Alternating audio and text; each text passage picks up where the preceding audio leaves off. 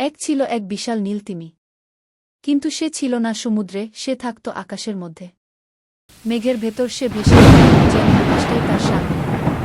মানুষ তাকে আকাশতিমি বলে ডাকত। প্রতিদিন সে সূর্যের আলো ঝলমল করত, তার গায়ে রংধনুর ছায়া পড়ত। পাখিরা অবাক হয়ে তাকিয়ে থাকত, কারণ তারা কখনো ভাবেনি যে আকাশে একদিন তিমি দেখা যাবে। একদিন হঠাৎ করে আকাশে কালো মেঘ জমল। বজ্রপাত শুরু হলো, বিদ্যুৎ আকাশ ছিঁড়ে ফেলছে।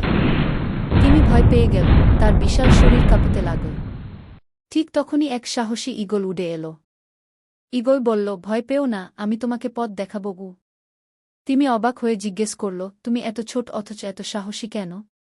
ঈগল মৃদু হেসে বলল, সাহস আকারে নয়, হৃদয়ে থাকে গু। তারপর ঈগল পথ দেখিয়ে তিমিকে রঙিন রামধনুর দিকে নিয়ে গেল। সেখানে মেঘের ফাঁকে ছিল এক জাদুর দরজা, যেখান দিয়ে তিমি নেমে গেল সমুদ্রের গভীরে, তার আসল ঘরে। যাওয়ার আগে তিমি ঈগলকে বলল, তুমি আমার আকাশের বন্ধু। আমি আবার একদিন ফিরে আসব, মেঘের দেশে গু।